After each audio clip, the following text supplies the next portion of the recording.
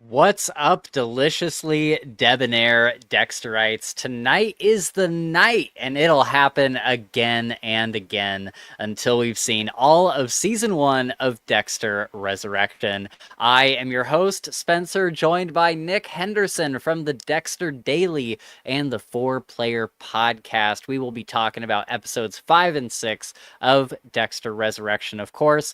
If you'd like any of the links to either of our stuff, it's all down in the description, so go check that out. You can see, Nick's got some links down there to his 4-Player Podcast where they talk about video games. Go check it out. I watch or listen all the time. It's great. And then he also writes for the Dexter Daily. So if you're ever in need of more Dexter content and theories and general Dexter musings, or a recap if you need to know what happened on the last episode and you just want to read a quick article, Nick writes the reviews and recaps for those. So go check that out. That's all linked down below. For us, we got Twitter, Discord, and Patreon down in the description, where you can reach out to us and have a chat with us anytime. We love responding to you guys.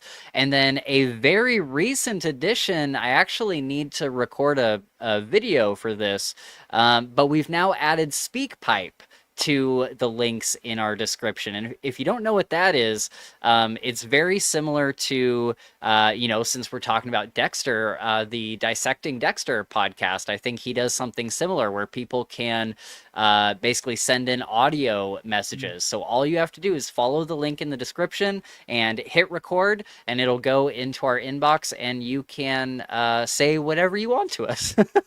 I'm a little worried. Yeah, I know. That's a dangerous game you're playing. I know. I'm like, I think this might be a huge mistake. But yeah, we will bring them up on the podcast and respond to them. So you can leave one for Dexter stuff, you can leave one for book related stuff, or just general life advice. If you want to know why your girlfriend left you, we'll try to figure it out with you. So oh man, that's where I draw the line. I can't, I'm not giving advice on that shit. We are what's the word, benevolent, altruistic. So there's that. If you want to send in a fun voice message, you can certainly do that. We would love to bring those up on the podcast. And then my last little piece of housekeeping is I have a Harrison video coming very soon. I just recorded it the other night.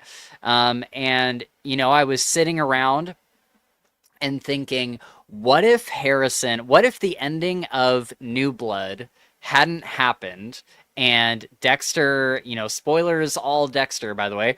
Let's say that Dexter didn't get shot by Harrison, and instead Harrison had his own very dark passenger. He was kind of trying to come to terms with what is happening to him, and it was a true, like, Dexter mentoring Harrison on the code and everything, and so I explore that in that video, and it was a lot of fun to make. Awesome. I used I don't really like AI at all. I don't use ChatGPT very often, but I did use it to kind of bounce some ideas, like here's my idea for the season. Like, if the next season was Harrison dealing with his dark passenger, and here's kind of the themes, and here's some like plot points, like how would that kind of play out in like a 10-episode season? And it kind of helped me organize that a little bit. So it was a lot of fun. It'll be out in the next couple days, and I highly recommend checking it out, because it's definitely a lot of food for thought. And I find myself, I'm happy with the way that they've gone with the show, but I think it would have been infinitely more interesting if Harrison did have a dark passenger. Oh, wow. Yeah. See, we disagree very. I'm very I'm the exact opposite. You're on the other side. I am thanking the gods that they didn't do that. Okay. I only say that because I think that would have been the easy solution. I think that would have been the easy, like, Sure. This is how we get 10 more years of Dexter, is we just pass the baton and make him like Dexter 2.0. Yeah. And I'm not saying there wouldn't have been intriguing ideas to explore there. Yeah. But well, and also given the ending of New Blood, I feel like this path of like redemption and like for Dexter and like realizing the effect he had on his son. Yeah. Making for a very, very interesting emotional core of the show that I didn't think they were going to have. Like I thought it was going to be damn near impossible. Yeah. Achieve that. And I'm thanking my lucky stars because I'm like, it's becoming one of my favorite like through lines of the season. But we'll talk about it. Yeah, for sure. Yeah, I think I totally agree with you. I think the emotional connection there is amazing. But one thing I did find interesting while kind of planning out this fanfic season is that, Harrison has an anger problem. So what if he doesn't want to abide by the code and he like pushes against it? Like all teenagers kind of like push against their parents and the rules and stuff. Like what if he was doing that, but in a serial killer way? I mean, you know what that would be, right? What's that? That would be Dexter and Harry. That would literally just make him a serial killer. Yeah. Like he would literally just be one of the people that his father killed. Well, my idea is that Harrison still goes after criminals, like he still wants to do that, but he doesn't want to do all of the background research that Dexter does. So anyways, I don't want to give away too much of the video. Check it out in a couple days. I think you guys will really like it. It was a ton of fun to make. It's probably the most experiment. Yeah, it was super great, and I think you guys will feel that in the video.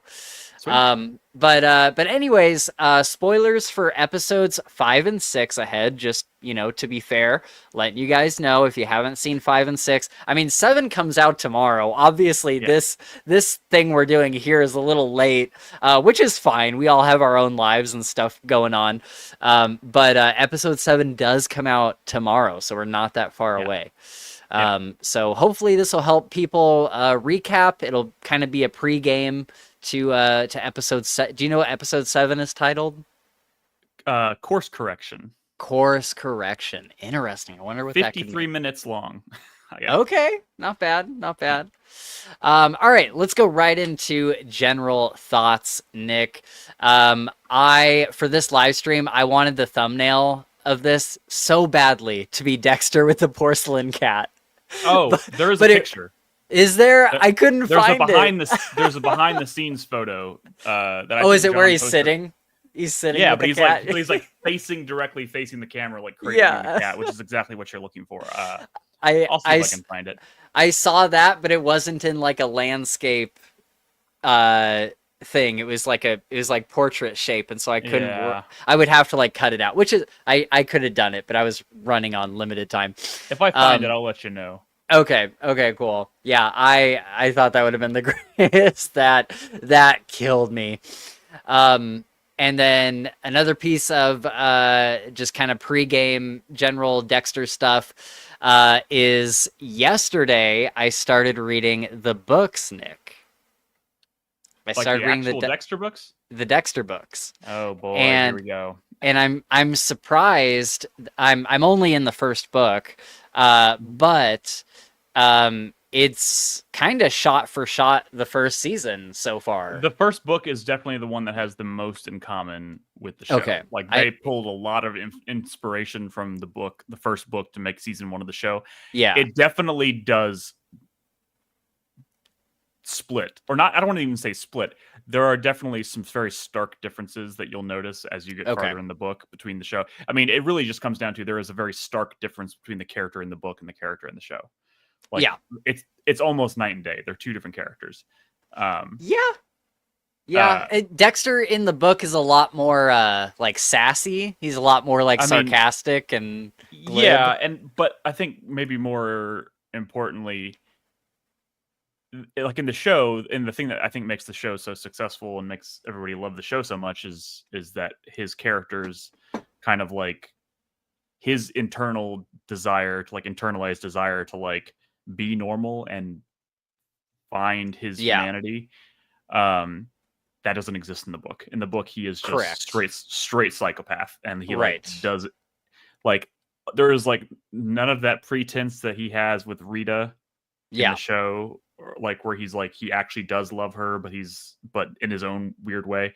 In the Yeah. book, it's pure cover. Right. Like Yeah. he does not have any direct emotional connection to anybody except for Deb in the book. Interesting. Yeah, that's one thing I noticed in the book. There's a lot of lines from the book that they pulled and are one for one in the show. Like if I did have any feelings, I would have them for Deb. That's in the book. Stuff like that. It's pretty cool. I think it's pretty cool. Book 1 is maybe my favorite of the series until. Oh, okay. Believe it or not, like I don't even remember how many books there are now, like 7 or 8. But like the second to last. Are they book, ongoing? Is he still making more? The last book is called Dexter is Dead. Oh, okay. I wasn't a huge fan of that book, but the book right before it, and I honestly couldn't tell you what it's called off the top of my head. Okay. But it is the most bizarre. It actually is kind of like mirroring. It kind of mirrors season 7 in a weird way, in that it's kind of like a really unexpected like side story where he like forms this relationship with this really unexpected character. In the show, it's Hannah. In the book, it's this like actress. He kind of falls in with and ends up becoming like her bodyguard. Oh, and it's really weird. It's really weird, but the book was actually really fun. Okay. But I have serious problems with almost every other book. Oh, sure. Yeah. I know that they're not going to be like the Dexter I'm expecting. But there's no world in which I wasn't going to read those books and appreciate them on some level, you know what I mean? Sure. Yeah. I've been, I promise we'll get right to the other stuff, but just real quick, I've been going through, like, really in the past week, I've had a bit of a Dexter obsession. I started watching the old show again, because when we were doing Original Sin, I was doing a watch through, and then I kind of stopped for a while and I went on to other stuff. And then I finally went back, and where I had left off was the very beginning of season 5, right after he killed the guy in the highway restroom thing. Yeah. That episode is my favorite episode of the series, by the way. Oh, yeah. It's incredible. I love it. That's the first human thing I've seen you do in however much time. That's so good. Favorite quote of the entire series. That's the first human thing I've seen you do since she died, Dexter. Yes. That's amazing. Love that scene. So good. So good. But I did not remember loving season 5 that, like, I liked it, but then when I watched it all the way through, basically in like I think I finished it in 2 nights. I watched the whole season 5, and I was crying at the end, like real tears. It's a sad ending. Oh my god, I think season 3 and season 5 might be my favorite seasons. Which is funny; those are like the underdogs of the show. Like season 3, before Clyde Phillips departed after season 4, season 3 was considered the bad season of Dexter. I think anyone who says that was a bad season is insane. Sorry, sorry if there anyone who thinks that season's bad. It's incredible. It's so good. But season 5, I think, gets a bad rap. Because it's the first season without Clyde Phillips at the helm. Yeah, and it's noticeable. There is a little bit of a change. There is shift of sorts, but like there is an interim showrunner in between Clyde Phillips and Scott Buck. Yeah, Scott Buck did season 6 through 8, and he's the one that a lot of people kind of blame for kind of like the really rocky final seasons of the show. But I think that showrunner who did season 5 did an incredible job. She had enormous shoes to fill after season 4, and what they came up with, I think, was really inspired. I think. Oh, go ahead. I'd just say it's a really fun season, despite being really heavy at the same time. It's super heavy, but it is also very fun. There's plenty of humor still and everything. But also, I think Lumen might be in my top, like, maybe 5 or maybe higher characters of the show. Like, I love Lumen. I think she's great. Watching through season 5, I was like, oh my god. Like, I think when I had seen I mean, I've seen season 5 I've watched the show multiple times, but I was younger. And now Mm-hmm. that I'm in my 30s and watching Lumen's story, it hit me so much harder. There was so many things about her that I came to appreciate, not only from like just her as a character, but also from a writing standpoint. I'm Mm-hmm. like looking at her character all the way through. I'm like, I think this might be the best character arc in the show. Like I would agree with you on that. I think it is. It was a beautiful way of like she's like this beautiful metaphor for like yeah. dealing with grief and Yeah. feeling remorse for someone who doesn't know how to experience those things because Right. they've never felt them. Um, so she's like this really interesting lens through which he learns more about what it means to be human Yeah. through this like huge tragedy that we're still feeling the effects of Yeah. today, Right. um, present day in the show. And I've always loved season 5 for that. It gets goofy at times, and there's a few Mhm. things, I would say there's a few minor missteps or whatever things but I find those things pretty easy to shrug off because Sure. overall I think that season is just really inspired. Like they could have done Yeah. so many things or approached that the immediate aftermath of Rita's death so many different ways, and that was not at all what I was expecting. And Yeah. like It the was the moment perfect. where he takes her out to the pond to show her the barrel girl to try and Yes. Oh my win her God. That's trust, such a good. and she finally kind of like lets him in, and then Hmm. she says something like, it wasn't just Boyd, there were more of them, and you see the like light bulb Yep. in his head. It like you can literally see it go off, Yep. and he's like, this is it. Yep. This is my chance to make things right, even Yep. though that's such a misguided like. I mean, Oh, it's I such mean, a beautiful. I get It's it why he wants to do it, but it's such a beautiful thing though, because like, when you've had your own personal tragedy, it's really common to kind of become a hermit and hole up and just be sorry for yourself.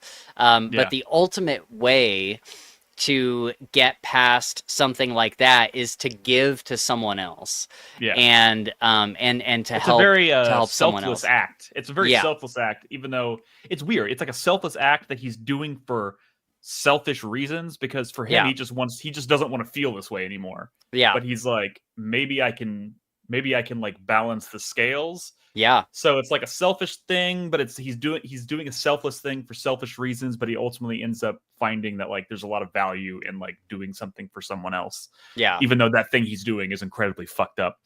Yeah.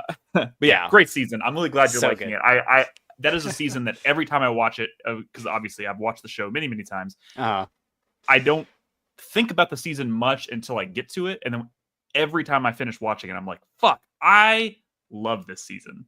yeah. I had that like same thought every time I watch it. Um, yeah, So good good. stuff, good stuff, good stuff. And Nightwolf Nim in chat says, "I've always loved season 5. It's too slept on." I Yeah. completely agree. Couldn't agree more. Couldn't agree more. And what's funny is when I was watching Dexter, I was watching them all on DVD, and there wasn't like there was the internet, right? But it wasn't like it is today. So I was never aware of like what seasons people liked and what Mhm. seasons people didn't like. And so that was kind of interesting. So I'm not. I guess I'm still not like super aware like which ones are like the hated seasons or anything. But yeah, I could totally see it being. Um, I could see Clyde Phillips Yeah. leaving the show and then everybody being like, boo.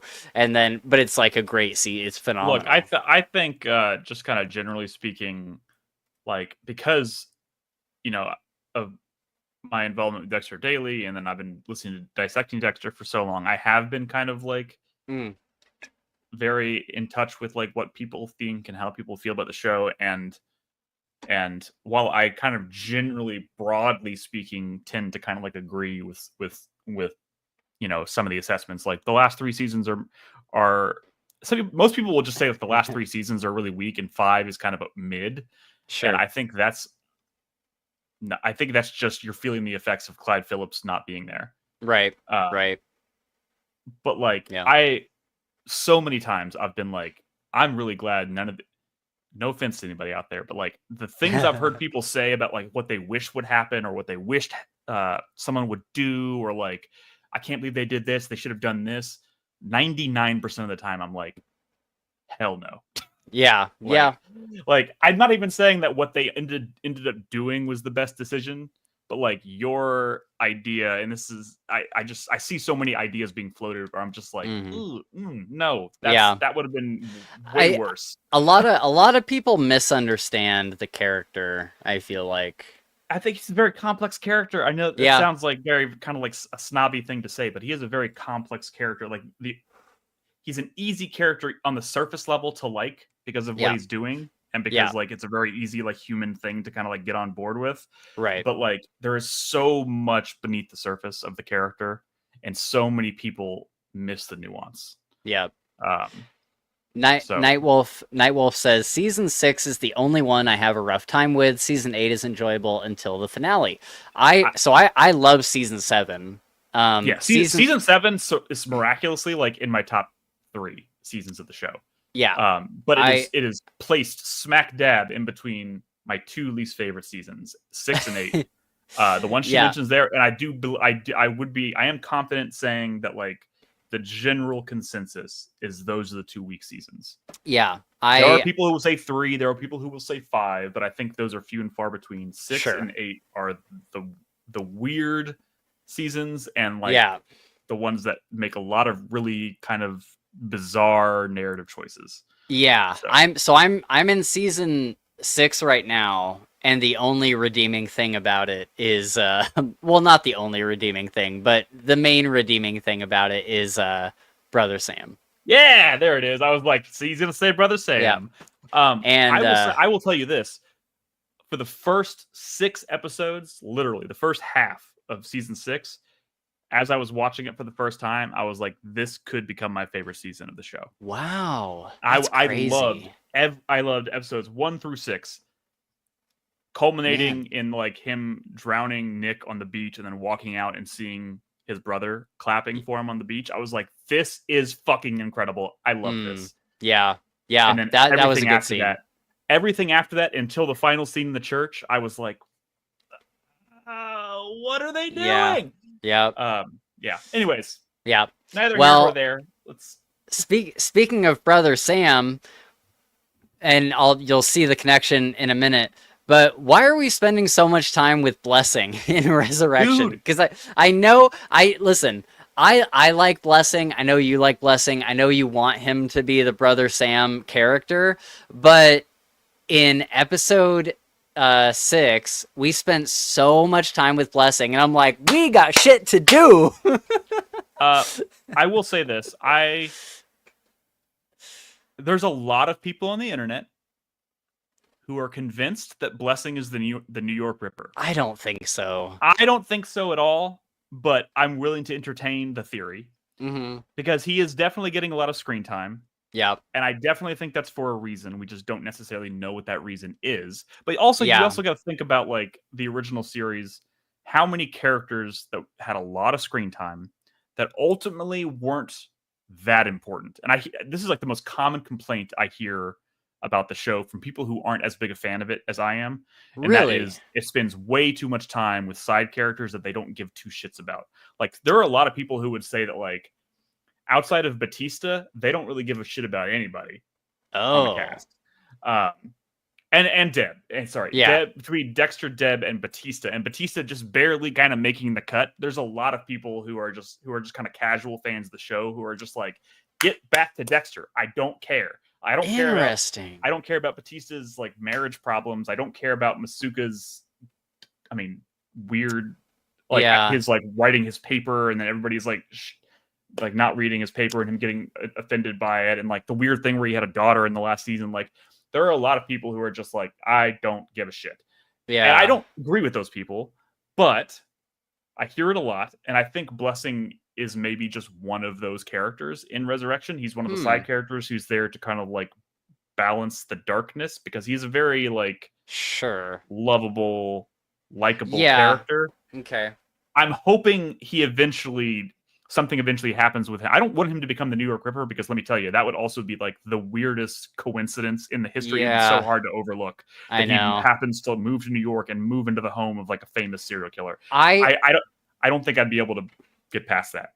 I think the New York Ripper is Jonah. That's his name, right? Oh, Jonah, yeah. Jonas. Trinity's son? Oh, yeah. I never thought about that. Yeah, dude. That would be a twist. Because I've seen clips of him, you know, when Dexter goes to find him in Nebraska, he's my least favorite episode, by the way. Oh, really? He's working in a fucking hate that episode. He's working in a hardware store, and he's got a crowbar, and he's showing the guy how to swing it.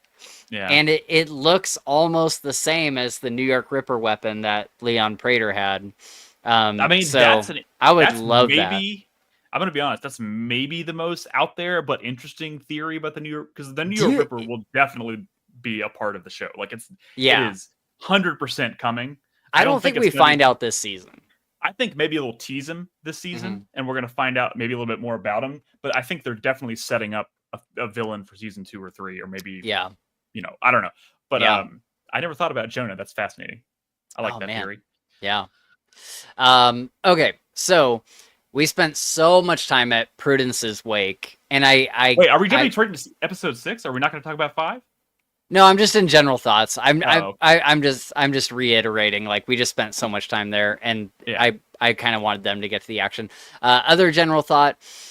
Someone mentioned that Dexter placed Gareth's blood slightly to the left of center on the blood slide when he, and I'm curious, when he kills the other brother.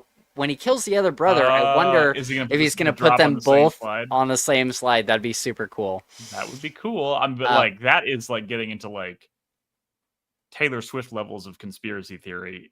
What? You think so? No. Have you ever tried putting something directly in the middle of something else and like go back and look at it. It's on like the very left side of the slide. Okay, I'll go look at it. Yeah, like, take a look at it. Nightwolf says, I already adore Blessing. I would be upset if he was the Ripper, but I don't think it's Jonah. What? I mean, this is such a popular theory right now. I'm surprised you guys haven't heard of this. I've never heard that theory. I like the theory about Jonah way more than Blessing. Yeah. But I think both of them are wrong. Just to be clear. Because, I see people that think it's Prater. I'm like, I don't think so. I'm like, I don't think that's the twist.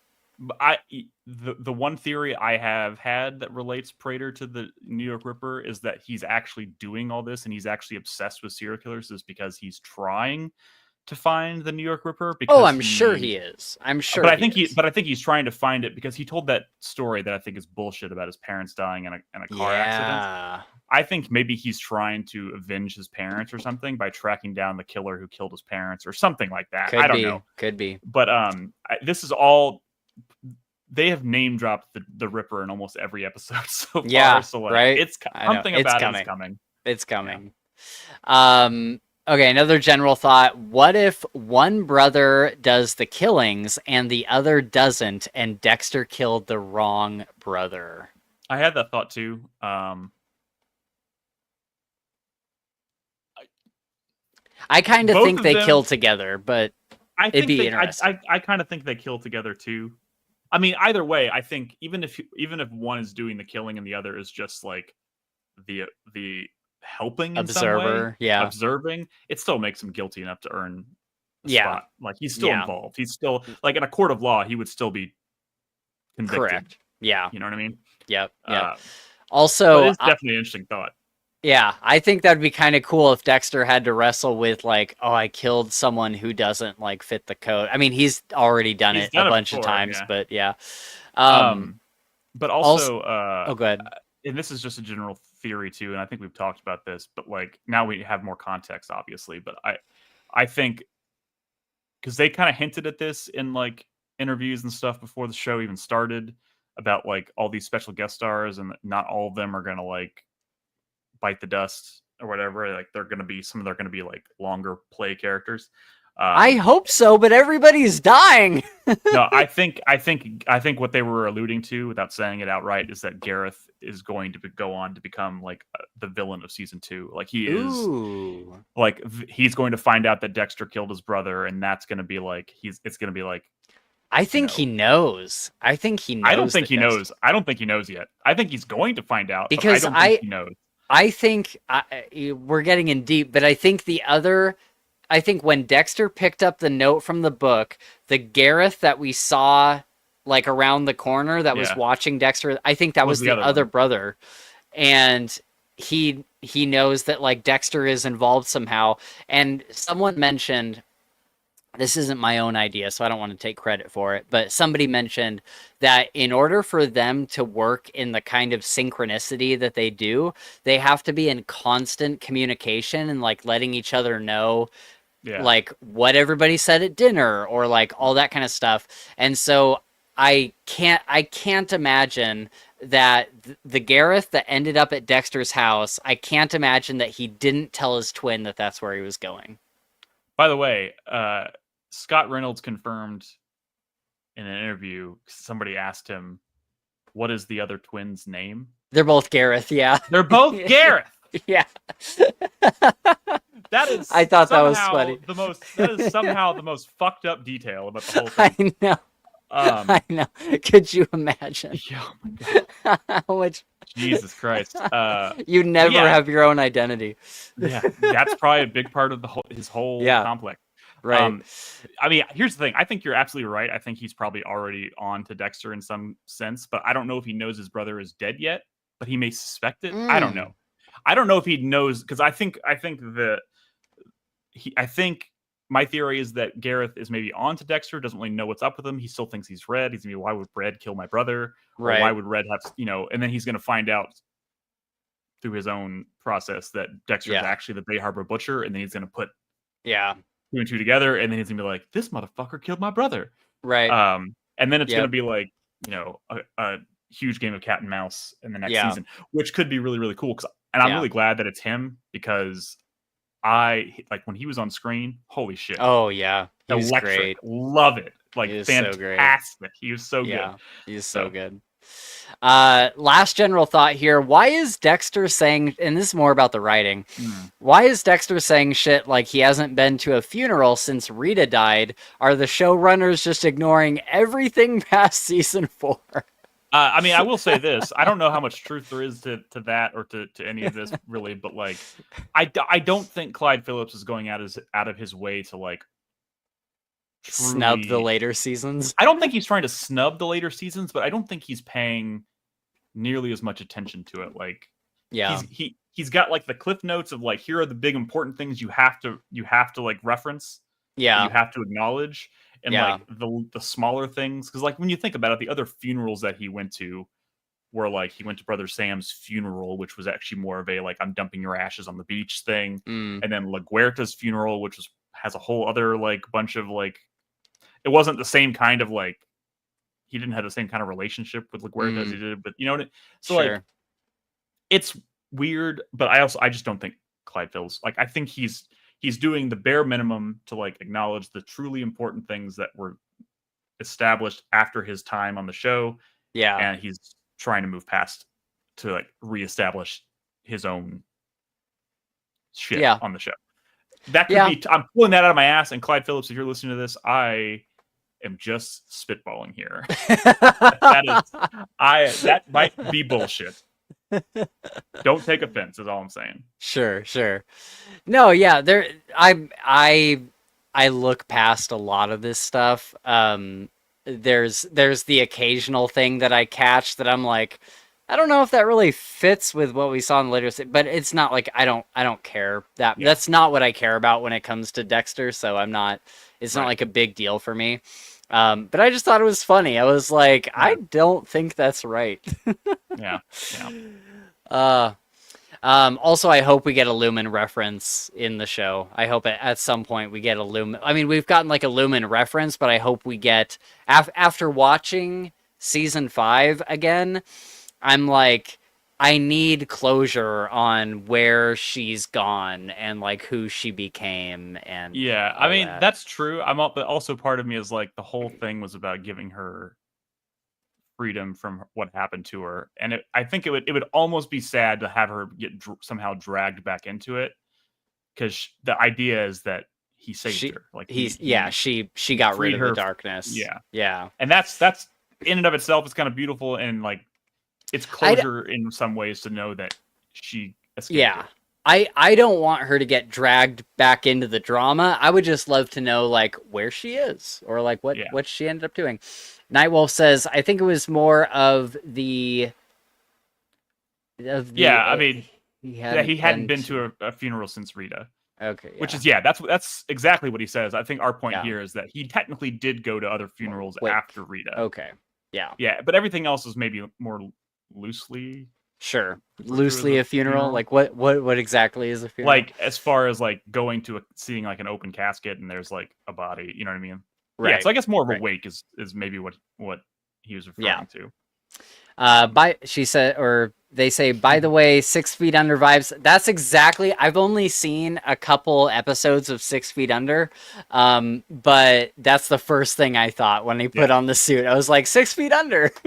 big 6 feet under. I feel this whole episode kind of, or a big chunk of the episode feels kind of like a little nod or homage to Yeah, 6 feet under, which is pretty cool. yeah, that's neat. And there was also another song from him in that episode, right? Yeah. There was a Michael C. Hall song Oh yeah, yeah. Michael C. Hall's band did the song that played during the credits of episode 5. of episode 5. Okay, yeah. Yeah, Speaking of episode 5, let's get to it. It's called Murder Horny. yeah. Great, Great title. great title. Great title. Harrison says, you're like a horror movie villain, like Michael Myers or the fucking guy with the hockey mask. Yeah, And then Dexter says in his head, there certainly are some similarities. yeah. That was good. That was good. Um. Oh man. Okay. Let's hit the highlights. Yes. First of all, So we got to talk about him talking with Harrison. That's my big highlight from episode 5 is anytime episode 5 is bookended by great Harrison two conversations with Harrison that I think are incredible. And Yeah. I say they're incredible because from the moment Resurrection was announced, my biggest fear was like, what are they doing? There is going to be it's going to be such an uphill battle to try to kind of like undo what you did and like make it mean something without like completely undercutting what you did before, like thematically and emotionally and all this stuff.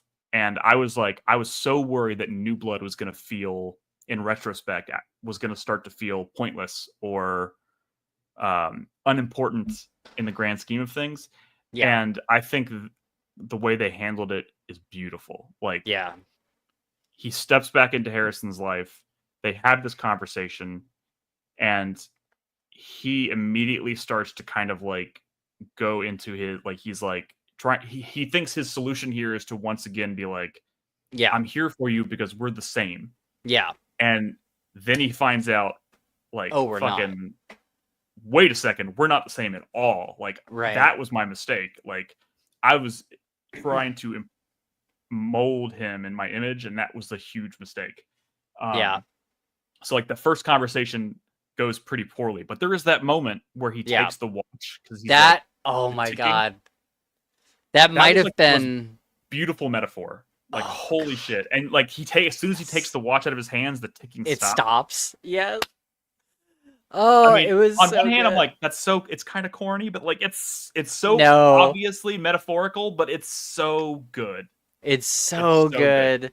I loved it. I loved Let Me Carry It For You. Like, yes. Which also was like almost a direct reference to Lumen, because that was one of the things he said. Yes, he says that. I'll carry the darkness for you. He's like, that's what I'm going to do for my son. I'm going to carry the darkness for him because I've already proven that I can do it for someone else. I did it for Lumen. I can do it for him. And that was like the kind of the turning point for it.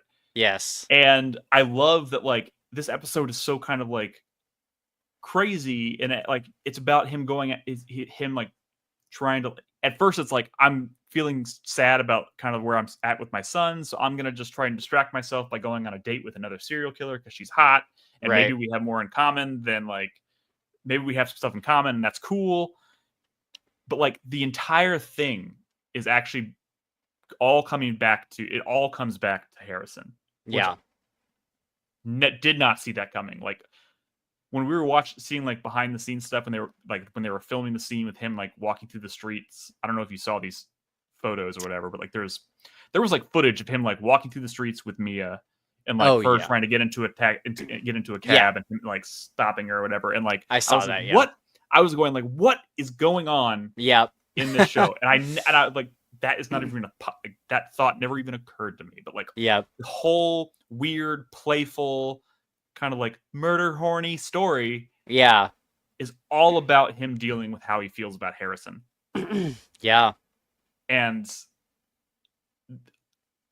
I think it was handled so like smoothly. It was actually like it's such a bombshell when he's having the first of all the bowling alley. Yeah. The bowling date. That was a great scene. That was pretty great. I was like, oh, these two have chemistry. I like this. Yep. And he's doing the bowling thing. Like, this is like classic Dexter. This is nice. And then she starts trying to talk to him about like, killing someone together. And I was like, this is not going to end well. No. Yeah. It's not going to end well. And it's kind of like how... Like, if they both had codes, which we obviously the bombshells, we find out that Mia doesn't actually have a code, which I think she doesn't give a shit. She's just a psycho. Everybody was really pissed about. I think that's kind of a mistake of the season. Oh no, I think it was perfect. I don't know. See, this is what I'm talking about. This is like one of those things where people get like, oh, they get all. I think it's because some people were putting so much in like because people love Kristen Ritter. And people were putting so much in the basket of like, oh, I want to see a spinoff with her. And that could still happen. Kristen Ritter just this week said there's conversations happening constantly about how we could do more with this character.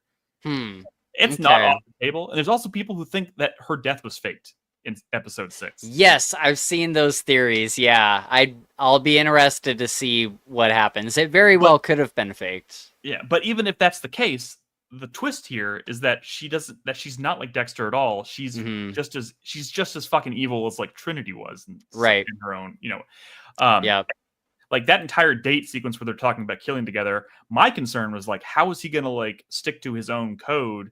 That she didn't know about without giving away his secret. And I was like, that's the kind of like the shit I was worried about. Well, and that's then she's like, we can just do one of yours. And he was like, what? Yeah. And that, my fucking heart just like fell. It just sank. I know. Like, what the fuck?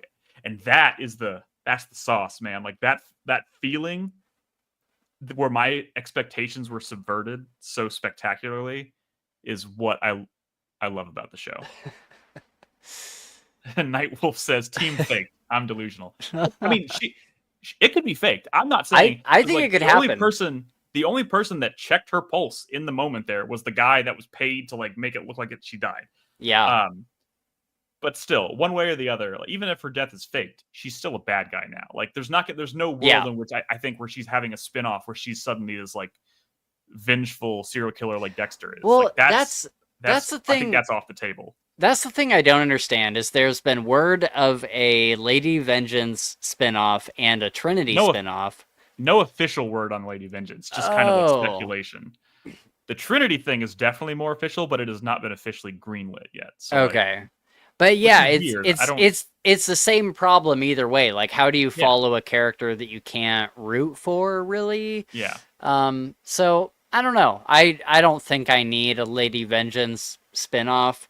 I mean, I wouldn't mind seeing her like death be faked and have her come back and become like a problem for Dexter. Like that could be cool. That could be cool. But depending on how they do it. But it was just like it was a really cool like subversion. It was a moment. And then like watching Dexter deal with like the realization in real time, and then like having that conversation with Harry where Harry's like, I don't know how to tell you this, man, but you're kind of unique. Yeah. Was really that's a perfect way to phrase cool. And then it became this like, oh, I see what's gonna happen. he has the watch, he has a killer Mm-hmm. that supposedly kills sexual predators. I was like, this is perfect. He is going to mend his relationship with his son by Yeah. framing Lady Vengeance for Ryan Foster's killer or death. And I was like, This that's cool. this is the other thing that I love that. Like that I love. The thing that I don't love is that they undo all of that shit in the next episode. All of that goes out the fucking window. Yeah, I mean, kind of. I mean, technically, it's just a theory now because they can't confirm really any of it because she's dead. But now Claudette is like, okay, I was right. Like Claudette knows that she was right. Yeah. Like she's still gonna go after Harrison and Dexter. But it also, like, this whole season is like, I feel like it's just really well choreographed and like well thought out because like that theory or that thing he did for Harrison mended their relationship, but also put Batista back onto his trail and brought him into a collision course with Claudette, which then like I was like these two like kind of separate investigations have to kind of like coalesce at some point, and like that happened. That's a good point. So like I just feel like everything is kind of like it almost feels too choreographed, but like it's happening in such a way that it's like it's really satisfying narrative. Like as an audience, as a viewer watching it, it works really, really well. And that is just it's just one of those things, man. Like I was so convinced when they announced Resurrection that this was going to be kind of a train wreck. Yeah, okay.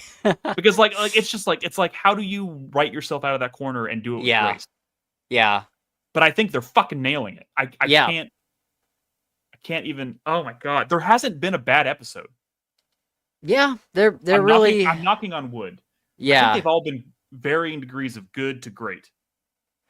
Yeah, I would say episode 3 and to some extent episode 5 have been the weakest for me. Oh man.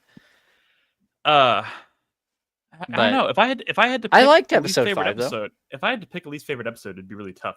There hasn't been a Nebraska for me yet. Sure. Yeah, no, they've all been good. But I would also say that there was never a kind of like what I would call, generally speaking, like filler or weak episode in Clyde Phillips' original run of the series. Like they were all varying degrees of good. Sure. Every episode from at the beginning of season 1 to the end of season 4, I was like, these are all bangers. Yeah. To one extent or another. After that, there started to be like little sporadic low points throughout the series. Yeah, that's fair. That's fair. So just real quick, I just want to say it would have been so amazing if Mia did have a code, because I think everybody was expecting them to team up and be like, oh, and Dexter, even on their date when she proposes doing one together, he's willing to bend a little bit and be like, okay, maybe we just kill a sexual predator even if they haven't like killed somebody. It seemed like he was about to bend that way and be open-minded to a different code. Which I think is really... That would have been so interesting. I think it would have been interesting, but I also think that they have quite literally done the Dexter teams up with another killer maybe enough. I feel like it's been done to death at this point. Maybe, but even like Dexter says, like it's never been like a real serial killer that he teams up with. And I think that's for the best. At this point, the only person I really want him to team up with in any capacity at all is maybe Harrison. Yeah, for sure. But I also don't want him to like. Do you think mold Harrison into like a carbon copy of himself? Do you think? Do you think Dexter and Harrison do another kill together at some point? Here's my theory. I think my theory is that it is going to turn into this thing where like Dexter is constantly preventing Harrison from killing and then stepping in after him and doing it for him. That's like, I think that's the way it's going. Yeah, the landlord situation as like, and here's honestly, I was thinking about this today because like the landlord's just an asshole, right? But like, yeah, we're all thinking that Harrison's gonna kill him. He's already having thoughts about it or whatever. Yeah. But like, and I feel like Dexter is finally kind of stepping into like being a parent for once, and he's using it as like this teaching moment to like make him realize, which is an amazing scene where he's making him realize that they're nothing alike. He has this urge that he acknowledged and ignored, and that happens to everybody. But then I had this thought, like we haven't seen the last of his landlord for sure. For sure. But like, if he's going to like constantly be like helping his Harrison kind of like suppress those urges. Yeah. But then he's going to swoop in and kill the landlord for him. And I was like, but what would put him on his table? And I was like, what if fucking Dante gets sick and dies from that black mold in the apartment? Oh. And then Harrison goes off the fucking rails and he's like, don't. I'll take care of this. Oh. And I'm like, oh, that's fucking dark. I don't want to see a child die, obviously, but like, yeah. Oh man, that would be crazy. Yeah, that'd be crazy. That would be crazy. I will say the yeah. body count this season is huge. The body count, it's like every episode. Yeah, I mean, I can't help. Like, we meet that guy, and I'm like, everybody wants to see that guy just on a table. Yeah, everybody like it's as fucked up as it sounds. Is like I already want to see that guy on a table, and he hasn't even killed someone yet. But in order for him to get there, somebody has to die. Somebody has Dante, to die. That's super fucked. But it would kind of like, oh man, or maybe Dexter finds out that through his negligence, like other people have died, or maybe they cop out somehow. But it would. I love this like push and pull of like, the way I can be a father, the unique way in which I'm a father is that I keep him on the straight and narrow. I don't have to be on the straight and narrow, but I love keep him on the straight and narrow. Yeah. So like. I do love that, and that's something I've really liked. I mean, I think that's my favorite, like probably my number one favorite thing about the season has been Dexter following Harrison and like checking his crime scene and checking to like make sure like that is so cool and something that I couldn't have planned in my own head. That I absolutely love, but I would love to see them do a kill together. Yeah. I mean, I think it might be a situation where he's like, you're not going to kill him. I will. And Harrison knows that Dexter's going to kill him, but it's like, your hands are bloody enough. Yeah. Leave it alone. Yeah. And like, that's fucked up in its own way, but it's I know. I know. Why are we like this? Yeah. But like, so kind of just to move along. There's two more important things here. I think the big one is there's the interview with Leon Prater. We mentioned it briefly where he talks about his family or his his parents dying in a car accident. I was like, that sounds like the default, like I have a secret about my family that I'm going to tell other people that they just died in a car crash. Like that's kind of like, well, what do you think the importance of this foster home is? People have been connecting it to Brian Moser. I mean, I think that's an example of like people, and I applaud people for trying to make connections and stuff. Sure. Like sometimes you just got to realize if everything was connected in such a like convenient way, you would start to notice, and it would start to feel really fake. Sure. So I don't think there's that's why I don't think Blessing's the Ripper. That's why I don't think there's any connection really in this case to the foster home where Brian Moser grew up. But like, I definitely think the foster home thing is important, and I think it's going to come. Like, I think this week we're probably going to start to really learn more about Prater and his motivations, and that whole thing is going to start to make more sense. Because I hope so. Right now it's still up in the air. I don't know where it's going necessarily, but he's a bad guy. Oh shit! Are you okay? Did you just yank your thing out of your ear? Sorry, my headphone just fell out. So yeah, I think we'll find out more about this. I think that interview was placed in this episode specifically to kind of make you doubt his story, because like his philanthropy and like good natured shit is obviously bullshit. Yeah. Well, do you think so, or do you think that he's just like a super divided... If it's not bullshit, I think it's misguided. Like his motivations for it are actually not good, but he thinks he's doing good. You know what I mean? He's one of those guys. He's one of those. Yeah. I'm doing the right thing, but you're actually a monster, and we don't really know what that is yet. I think we'll maybe have a clearer picture of that after episode 7. Yeah. But like, lastly, the final, like I said, it was the episode's bookended with those conversations. The conversation at the end of episode 5 is fantastic. The truth heals. It's like the biggest lesson that he has like never learned, and to finally have it kind of like come into focus. Yep. In this moment was perfect.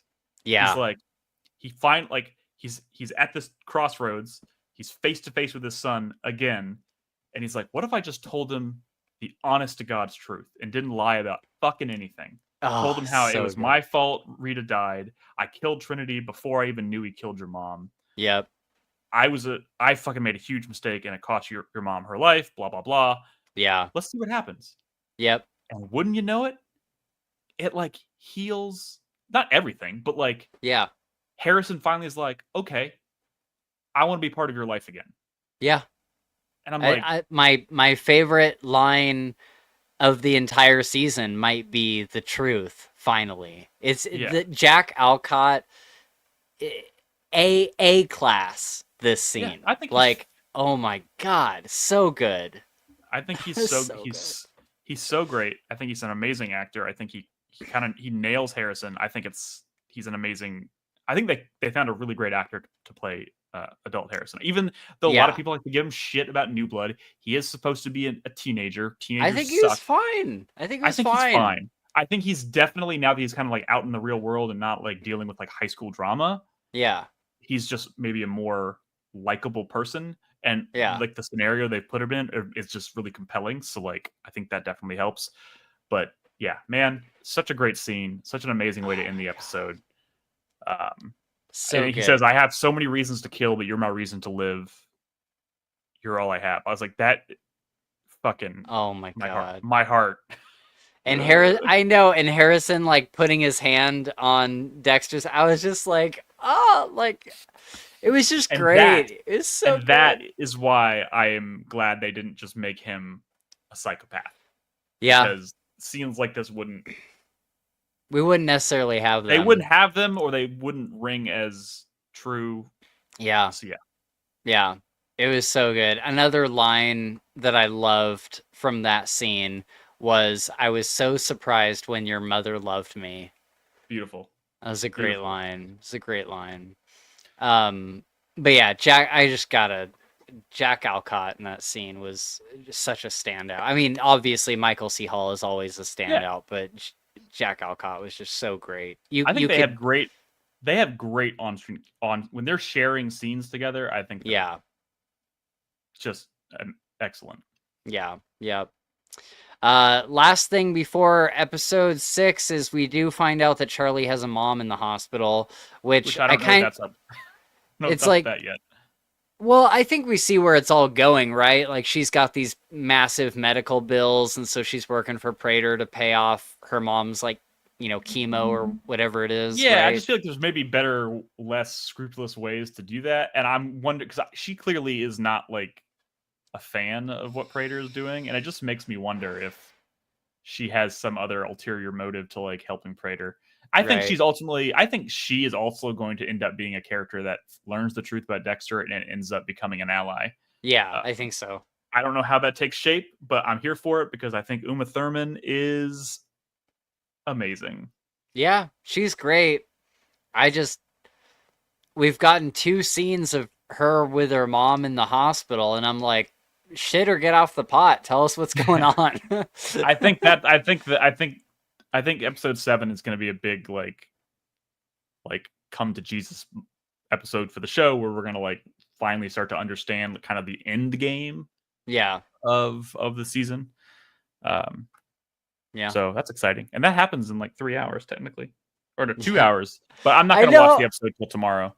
Do you usually watch it on Friday nights, or do you watch it at midnight on Thursday? I watch it on Friday nights with my wife when our schedules allow it. If something is going to happen and she's not going to be available to watch it on Friday night, I just say fuck it and I watch it on Thursday at 11 p.m. Okay, yeah. But this week we're watching it together, so I'll be watching it tomorrow night. That's great. Sweet. Episode 6, Cats and Mouse. I kind of wonder if the cats refer to the Gareths. No, it does. It is because if they're both multiple cats. It's a cat and mouse thing, like the whole espionage, like stalking thing. Yeah. But like it's a subtle hint that there are 2 cats. Right. Which is clever. But also it's a nod to obviously the cats in Prudence's wake at the beginning of the episode, which great. Love the way this episode starts. So Dexter had plans with Harrison and has to call him and be like, "Hey, I'm so sorry, like there's like this wake going on," and Harrison agrees to like come and just hang out, which I'm like, let's go. He almost volunteers, like he actively is back to like, I want to be part of my father's life. Yeah. And he just shows up, brings him a suit that he got from the hotel, and they're like, let's go, we're doing this. And I think that was such a touching moment. But obviously, the highlight of the scene is the tie. Tying the tie in the mirror, which is a direct callback to the season finale of season 3, where Deb helps him tie his tie. And they talk about Harry. Yeah. And then you see all 3 of them standing in a row. Yes. Fucking perfect. So fucking good. Perfect.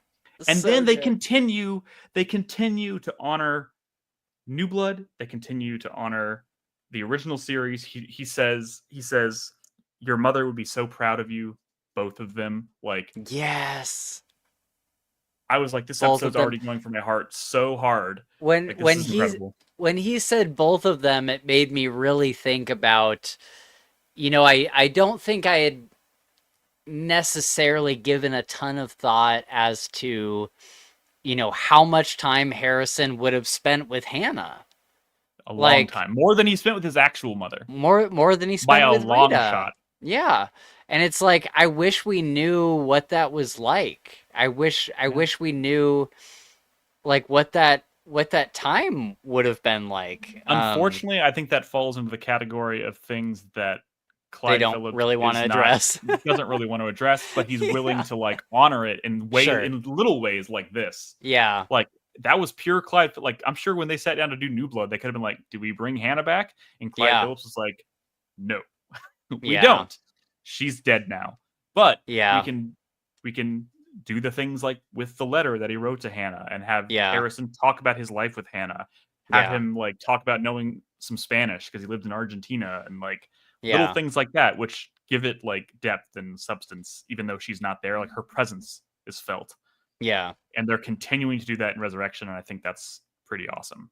I wonder if Hannah was like a good mom to him, I mean, all signs point to yes. I mean, I think as controversial of a character as she kind of was back in the day, like when it started getting into the side of her character where she talked about wanting a family, I think that was all genuine.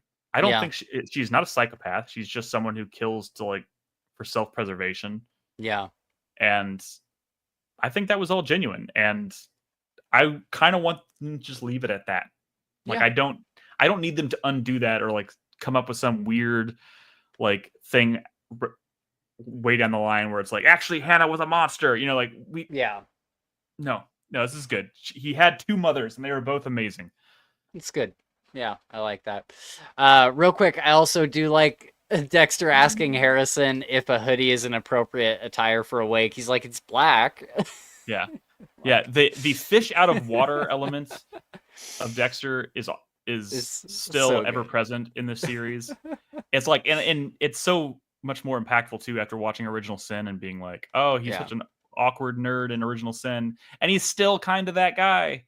Yeah. I mean, he's obviously grown and like adapted a lot more, but he still has moments where it's like, oh, this fucking nerd.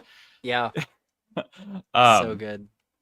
Good stuff. Yeah. And this episode deals with so like a really heavy like themes, just like the reality of like the inevitability of death and all this stuff, but it does it really gracefully and through like once again through the eyes of someone who doesn't really understand how people deal with this stuff on a day-to-day basis. Right.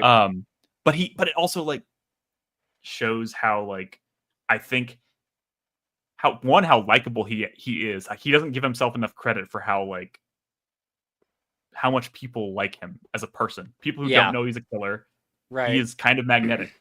And I don't think he realizes how popular he is.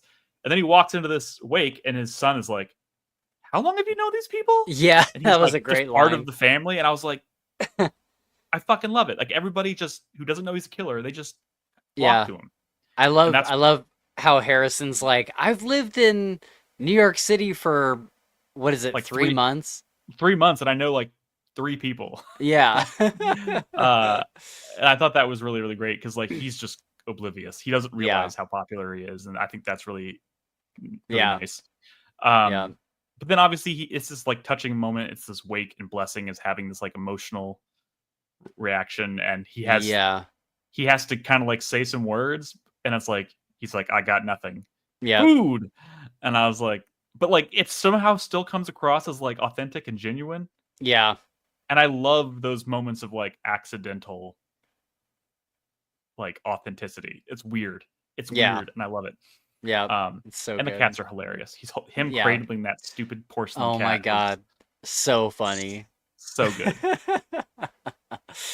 And also the fake, like he's like, I gotta pretend like I'm drawing my eyes. Where he's like, was like, but sorry, I'm jumping a little bit, but I just remembered. Was it this episode or episode 5 where he gets his blood slides back? In episode 4 when he kills, in episode 4 he kills Lowell and he takes a blood slide, but it doesn't fit in the box. And I think he gets the box in the mail in episode 5. Okay, so he puts it in the same spot that Blessing's daughter was like hiding her weed or whatever. Do you think the moment she come talked back about to bite him? I mean, maybe. I mean, like it seems like an obvious spot. I think anywhere he decides to hide trophies in his apartment could come back to bite him. You know what I mean?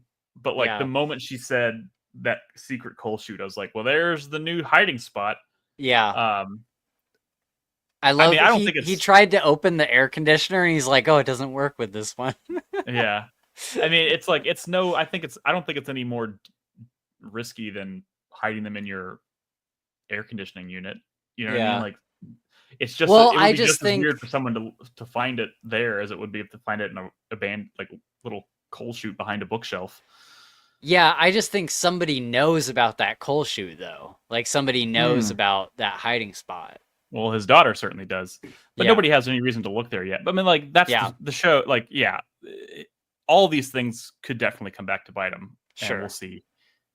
Yeah, when and if that happens.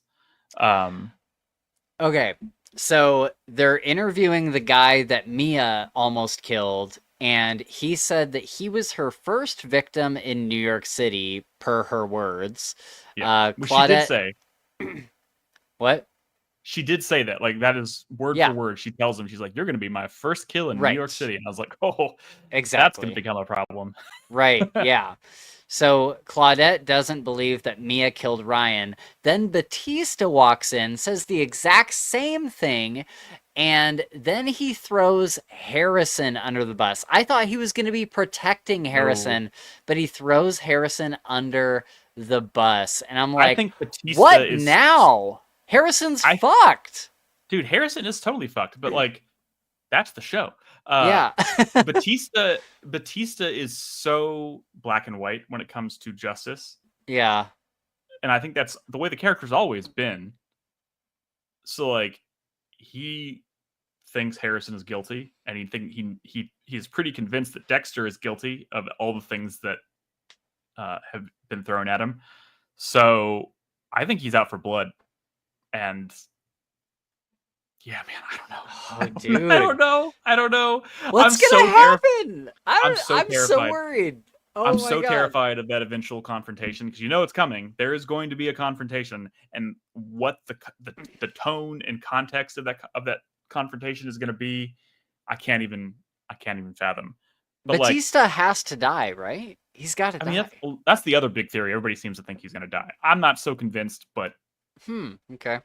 I certainly don't think Dexter's going to kill him. I think I've seen a lot of people say that Dexter's going to kill him. I don't think Dexter would ever hurt Batista. I think, if anything, one of the other Batista serial killers is going to die at the hands of one of the other killers, and that's going to be I think it also, like, Batista could become Praetor's first kill or something. Oh, and if that's the case, that's the thing that lands him on Dexter's table. Could be. But also, I'm terrified. If they kill Batista, people are going to riot in the streets, I feel like. But I don't know. The same people who are talking about this theory also seem to be the same people who are super upset about the ending of New Blood. And I'm just like, what do you people want? I don't understand what you people want. Oh, there's a correlation. Okay. You were so upset about Batista being robbed of his moment. And now now you're all excited at the prospect that he might die? I do think there needs to be a showdown, some kind of showdown between Dexter and Batista. Like there needs to be. The question is, can Dexter convince Batista that he's not the villain that Batista seems to think he is? Yeah. Because I don't think Batista doesn't know, like, LaGuardia didn't die by Dexter's hands, you know? But at this point, he is convinced that he's involved. Mm-hmm. Yeah.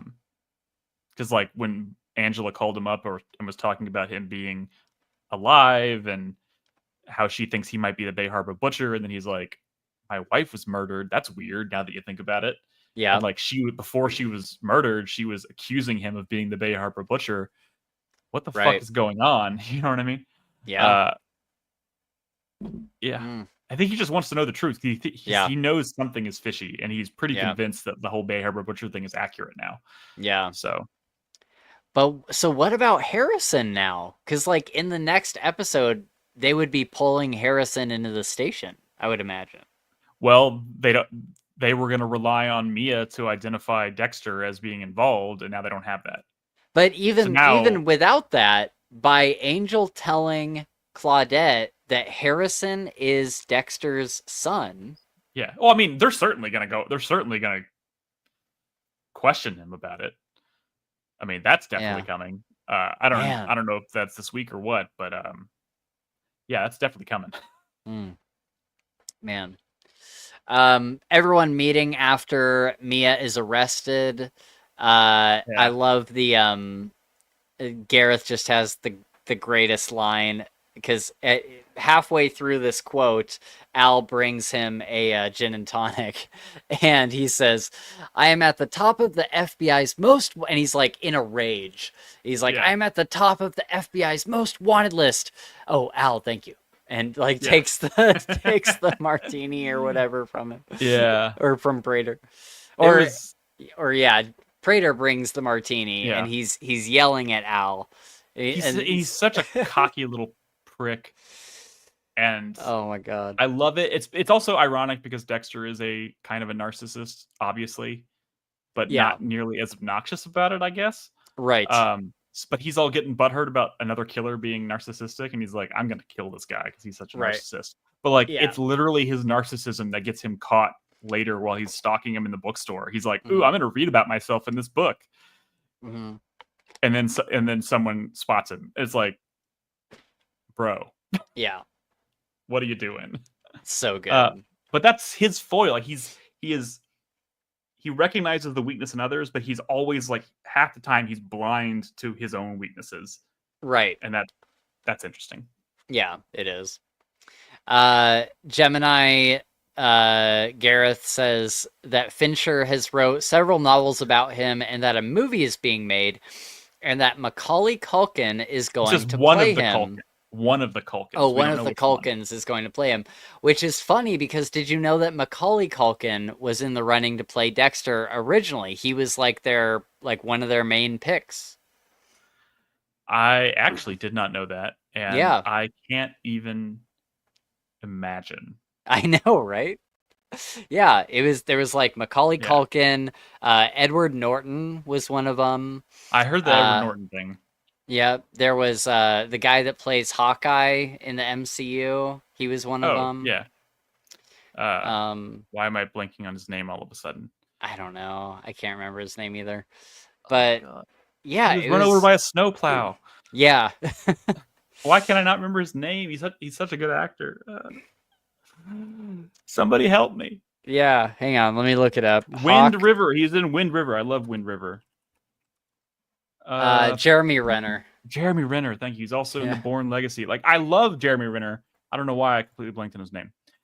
Yeah. Anyways, I just can't imagine any of them as no. Dexter. I mean, it's impossible. It's impossible now that we've had Yeah. Michael C. Hall for so long. I don't think the Right. show would have lasted as long if they had picked somebody else. I think That's exactly what I thought when I was watching. There was like a video where they were going through all of them. I'm like, I don't think it would have lasted as long. I think they found their golden goose and it's worked out for them. Yeah. So Prater gives them a bunch of money to make them all chill out, and I love that Al just like grabs the money and shoves it in his fanny pack. I'm still waiting for them for Al to become like. I'm waiting for Al to become creepy, and I know it's coming. People have speculated that Al kills Elsa or whatever because she's always got her hair in a ponytail. Yeah, it's possible. Yeah. I mean, that would also be enough to set off Harrison, and then have, but I don't know. So then Dexter follows Gareth to a bookstore. Yeah. And that's a fun scene. I mean, I loved like the dead drop thing. That was pretty. It neat. felt like old school Dexter, where he's like, right on their tail. Yeah. But he's also really cocky. He's like not being super careful. I think he's like. I mean, this is his own narcissism. He's like, this guy doesn't know shit. I'm just look how easy I'm stalking him, kind of thing. Right. And then he ends up picking up the book, and there was a really neat Easter egg in the book. As he's flipping through the book, he left the bookmark with the note on it on the chapter for the Boston Strangler. And there was a movie that came out 2 years ago. I think it was 2 years ago. I watched it, called The Boston Strangler, and David Desmalchian plays the Boston Strangler in that movie. Oh, Dexter leaves the bookmark on that page. Is that what you're saying? No. When he follows Gareth into the bookstore and watches him leave the bookmark in the book, like the dead drop with the note on it. You know what I'm talking about, right? We've talked about that. Yeah, but Gareth leaves the bookmark on the Gemini chapter. Oh, does he? Well, okay, maybe. Yeah, you're right. I think you're right. He leaves it on the Gemini chapter, and then he starts flipping through the book, and he comes across the Boston Strangler. Okay, and then he flips the page even more and finds the Bay Harbor Butcher chapter, which I thought was really fun. Yeah. And then of course he stops to read about himself, and it's when James Stokes. Yeah, and then it's James Stokes. It's so weird. Oh my god. Yeah, it feels like so long ago. He's getting so much screen time. Yeah, as pictures. Yeah, and flashbacks. Yeah. So good. So yeah, then he gets spotted, and the other Gareth knocks off like the book and everything. Dexter goes back to his apartment, and Gareth, I forget what he said. I forget what his opening line is, but he's like, "Hey, what were you doing at the bookstore?" I think he just says "hello there" or something like that, and it's just such a good vibe. This was such an amazing scene, like top to bottom, like creepy dude in the shadows, and Dexter immediately pivots in like the most brilliant way and just like plays into his like self-obsession and starts like being, I'm a fan, I really wanted to get to know you better, and I didn't think I could do it in a group setting, blah blah blah, and he fucking eats it up, and I was like, that is brilliant. It's so good. But and then like for a minute they're kind of cordial, whatever, but he's being all cocky about it and being like, I should have seen this coming, I am pretty popular, kind of thing. Right. And I thought that was really cool. And then he's like, you want a gin and tonic? And he's like, yeah, I'd love a G&T. And I was like, that is the snobbiest thing I've ever heard, and I love it to death. So yeah, he mixes in the drink, and this scene is so well done. Like just the sound of like the ice in the glass as he's like mixing it, and like they're having this little like really calm conversation, but tensions kind of feel high. Yeah. And then he pulls a Princess Bride. Yeah. Pulls a Princess Bride on him, and I lost my shit. I was like, this fucker knows Mm-hmm. exactly what he's gonna do, and I was like, that is so cool. He drinks it, passes out, Yeah. and he's like, Did you see him oh, I go for forgot. the knife? Like when he Oh, Gareth. when yeah, when he's like passing out, he looks over to like where the knife is, like, and this was discussed in an interview or something. It wasn't my own observation, but what as he's like he knows he's about to pass out and he looks over to the knife, and that's why he kind of like leans that way, is because he's like Yeah, wanting he's to get the going. knife, but it's taking him so hard that he's like boom, Yeah, and falls. But I thought that was interesting. I'm like, it's a cool little bit of acting. yeah. I mean, I think David Desmalchian was like electric in this scene. Um, and then and then Dexter decides to fucking off him right there on the floor, on his living room Yeah. floor, and I was like, oh, that's ballsy. But Oh, this is so at good. And if he hadn't had a twin, I would have been really upset oh yeah, by yeah. this kill scene, because I'm like, I want him to It tell was each person that he's the Bay Harbor Butcher, because that is yeah, such a cool revelation. it was too unceremonious Yeah, to be the actual thing. And honestly, this is the moment where I was like, I think he has a twin, and I that was the first time the possibility occurred to me, because I was like, this yeah, is such a fast kill scene. yeah, He didn't even like take the tape off of his mouth. He's like, I'm done hearing you talk, yeah, and he just kills him, throws his body in the bathtub, and Blessing comes by, and that's kind of hmm it. And I yeah, was like, Gareth seems like too important of a character somehow, even though he hasn't had a ton of yeah, screen time yet, to like right, have this just like Neil Patrick Harris had more right, like screen time during his kill scene. So I was like, this just felt too quick. Like there's definitely something more to this. yeah. Um I had it spoiled for me. oh I no. had the twist spoiled for me. I I was looking at like theory videos, and this one guy had made a video where he basically, I mean, he nailed it. I mean, he put Yeah, all the clues together and absolutely nailed the twist. nice. Um and uh and so the whole time I was watching this episode, I kind of had it in the back of my mind that he was a twin. And so now I'm not watching theory videos Yeah, anymore that's because probably I'm good for the like, best. Um the thing that really made me think twin in that moment was that the one thing I do every week is I do watch the next week on. hmm And there's this moment in the preview for that for episode 6 where you see Dexter like in the helicopter, and he's like has this like yeah, really stunned look on his face, and I was like, yep, that hasn't happened yet. yeah. And what could possibly I make him think do that? Gareth. I was like, I think Gareth's gonna show up at the fucking meetup, and Yep, he's gonna be like, what the fuck? yep, Uh, sure enough, that's what happened. But like, still, even though I kind of saw it coming at that point, I think this was such a great scene. The taking the blood slide, yeah, like classic, like actual blood slide. This yep, is the first one going in the thing that fits. yep. Was really cool. And then having Blessing kind of like knock on the door and having him improvise hmm was hilarious. And like that's kind of just like classic Yeah. tense Dexter moment. But What do you think about this whole, when Blessing comes in and he's like, my mom helped me keep the darkness at bay. Like, is there anything to that, do you think? Or I think there's something to it, but I don't think it's that he's the Ripper. yeah. I think it's, and I will say this, this is not a spoiler per se because it was in the trailer for the show, like the first trailer they ever released for Resurrection. Okay. There's like a half-second shot of a character wielding like I think it's a sword. Oh. Like he's like coming up on like a gang member or something that's like beating someone up, and he like pulls a sword out or whatever. And I think it's Blessing. But Whoa. I think all it's real. I think that what they're doing is just setting it up so that he has more in common with Dexter than. Right. I don't think it's that he's a killer. I just think it's that he's capable of violence. He can take care of himself. He's Sure. not this like innocent, defenseless Yeah. Uber driver that everyone kind of assumes he is. I think he's going Yeah. to have his moment of like, I can defend Mm. myself and I can whoop some ass if I have to. Right. Um, so my theory is that he's probably going to come to Dexter's rescue at some point. Like Dexter's going to Yeah. get Yeah. approached by someone that he's unprepared for, and Blessing's going to be like, "I got this." Could be. Uh, but Yeah. I think that's really all that's about.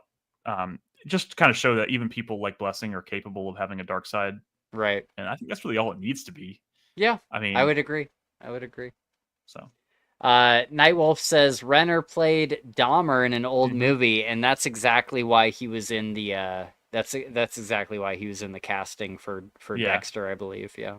Yeah, I haven't watched that movie, but it's kind of been on my list. But I don't know. I saw that Netflix Dahmer show, and not only was it really good, it kind of gave me my fill of Dahmer. I don't think I ever need to see.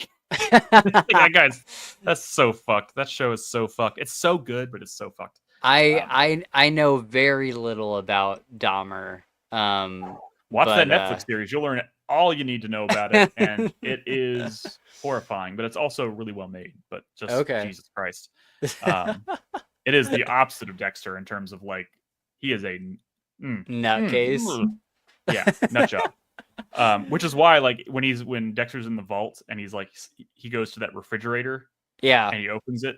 That's Dahmer's refrigerator. Right. Yeah, because he was eating people, right? He was literally storing severed heads in his refrigerator. Oh, that's what it was. Okay. And he has police officers came to talk to him in his apartment, and he offered them a beer. That's right. Yeah, I heard this. And he takes it out of the fridge with the heads in the fridge, and they just sit there and drink it. And then they're like, "Okay, have a good night," and they leave. Oh my God! How ballsy! The audacity. And it's like, but it's like, you want to talk about a serial, like kind of the inspiration for Dexter being like cool and collected under pressure. Like, that's the inspiration. Like, he didn't sweat anything like that. Yeah. It's bonkers. Anyways. Oh man. Enough about Dahmer. Okay. All right. So I love when Dexter gets Gareth with the drink. I love the little like swivel that he does. Yeah. Spin. He says, "Who's like, number one now?" It's so good. So good. He's back in it. He's top of his game, Dexter. Top of his game. So good. Harrison with the fork. The landlord comes. We talked about this a little bit, but the landlord comes by, and Harrison, I thought he stabbed him. I thought he did it. This was a cool homage to the moment in the first episode of New Blood where he like bashes Matt's face in with the butt of the gun, and then like cuts back and he's like, "You okay, bro?" Yeah. Jim.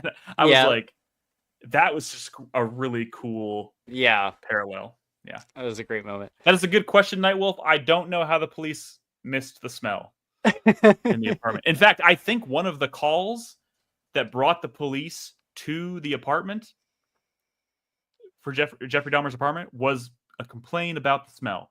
Yeah. And they said they heard power tools in the middle of the night. Like, blows my fucking mind. Yeah. Well, I mean, there's a whole like social undercurrent. Like, if you watch that Netflix show, he was literally this like creepy white dude living in like the equivalent of like the projects in this like mostly black apartment, and that was attributed to a lot of the reason why the police just didn't give a shit. Oh wow. Okay. Yeah, it's super fucked. But yeah, neat fact. Also, wow. Holy shit. Holy shit.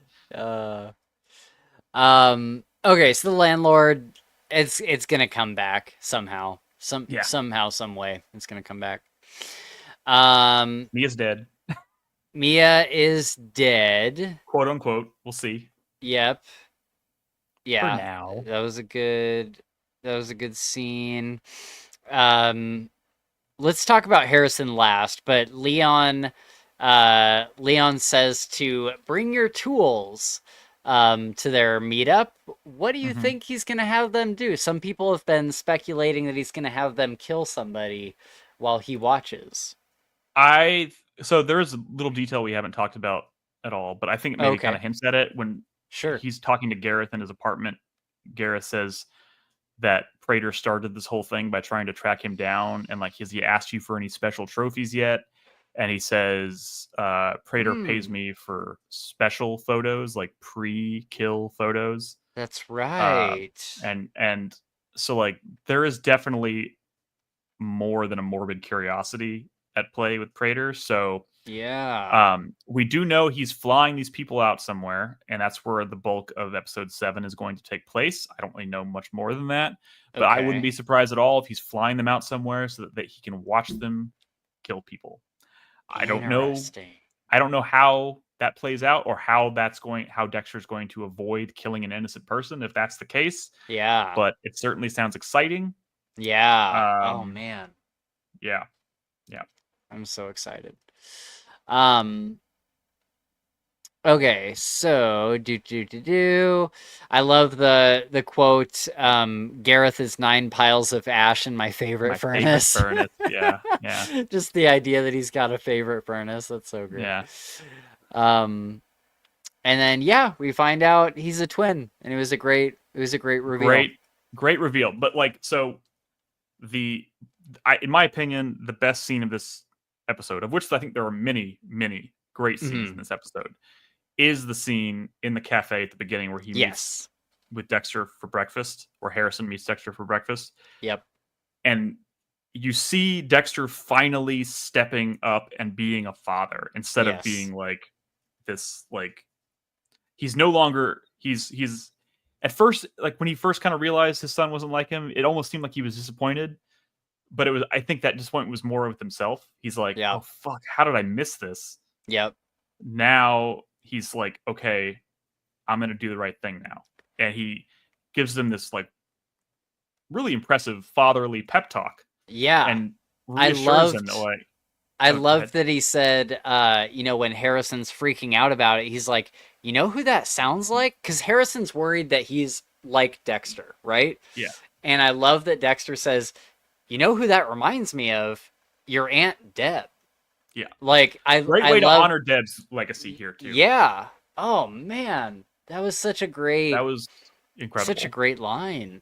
Yeah, I love that he points him in that direction, and he's like, you're not a monster for wanting to see somebody dealt with who is, this person who's causing other people misery. And he even says, he's like, you've got the Morgan sense of justice. It's something that runs through all of us. Like, that's my favorite thing, because it's never been that concept. I think has always been present in the show, but it's never been articulated quite this way. Sure, yeah. Where he says there's this kind of like family sense of justice that we have, the Morgans have, and we all kind of approach it. We've all approached it very different ways. Yeah. Harry turned me into a serial killer. I am a serial killer. Your sister became a police officer, and she had a very strong sense of right and wrong. Yeah. And you are just trying to figure out how you fit into it. And that doesn't mean you have to be like me. Doesn't mean you have to be like Deb. Doesn't have to be like Harry. You need to figure out what that means for you. And I'm just going to be there to help you with it. Whatever that situation, whatever that may look like. And I was like, that is beautiful. That is like, even though it's kind of like we're talking about killing people here, obviously that's the show. Of like, that is like, that feels like A+ parenting right there. Yeah. That's what, and you can see the relief in Harrison's face. Like, he's like, I finally have like a father. Yeah. And I was like, Jesus Christ, this is beautiful. Like, this is the kind of shit I didn't think was going to be possible.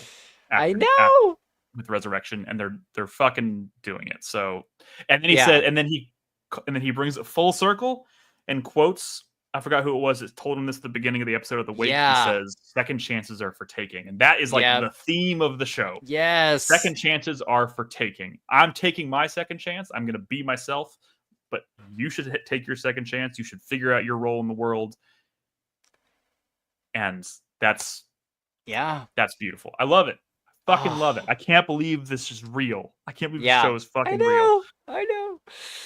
Oh, man. And there we are. We made it. Yeah. Final thoughts, with talking about Harrison like that, what do you think happens to him? Like, I know that's kind of like a long ways out, but like, what do you think Harrison does with this Morgan sense of justice? I think ultimately he's going to do the right thing. I think he is going to prove himself to be the antithesis of his dad without necessarily being at odds with his dad. He's just going to be like, I'm not you. Yeah. But I'm also not going to stop you from being you. And that's why I think Dexter is going to be there to kind of like do the things that Harrison wishes he could do. Yeah. for Um, sure.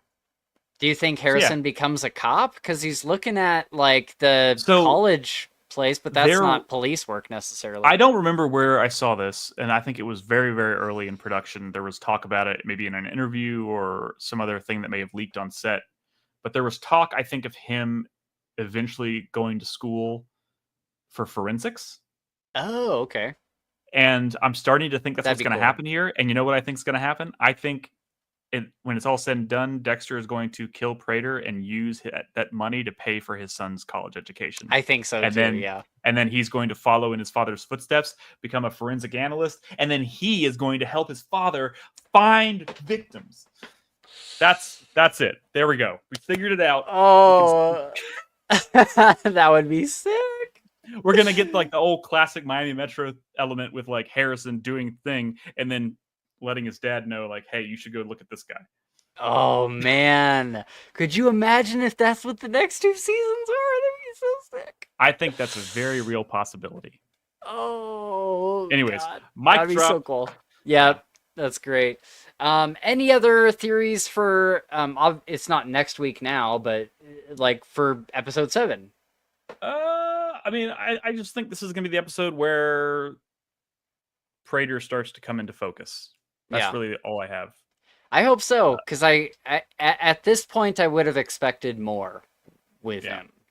So I think he's going to play. I think he's going to really become a major focus of the show after, well, starting with episode 7 through the end. I yeah, think he's going to become a major focus. Like yeah, he'll start to feel more like, okay, he's the villain.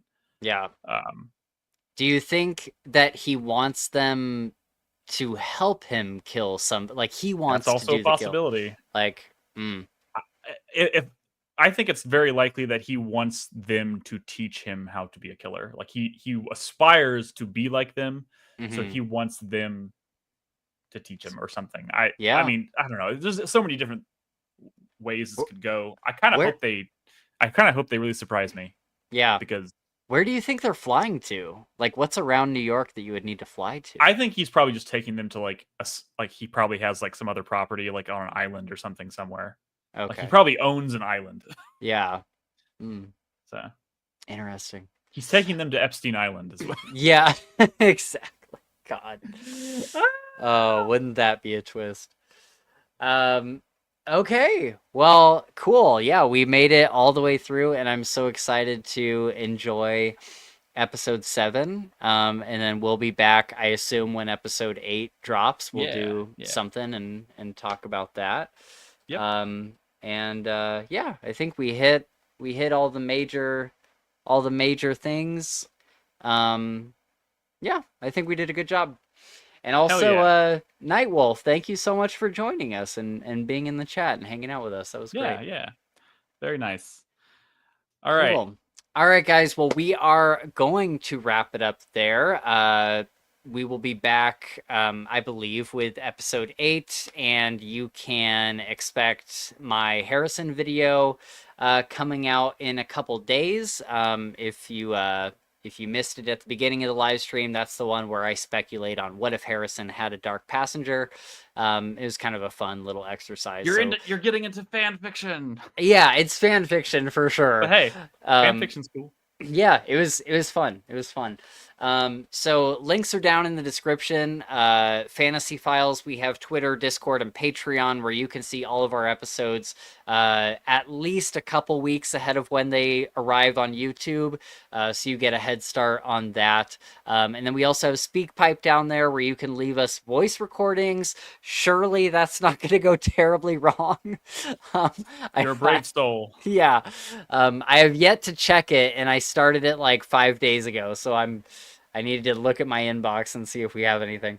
But also worth mentioning, I guess. I'm sorry, I just interject real quick because I keep forgetting to mention this, but like, I started a Discord for Dexter Daily.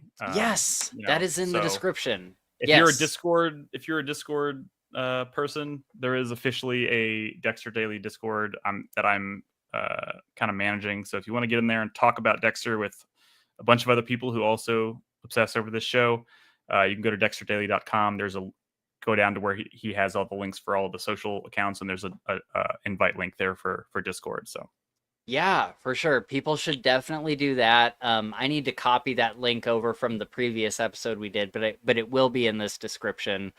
Sweet. Probably by the time any of you guys are seeing this later, if you're rewatching this or whatever. And my review Um, for episode 6 went up today because I've been out of town for a week. So I've yeah. been really.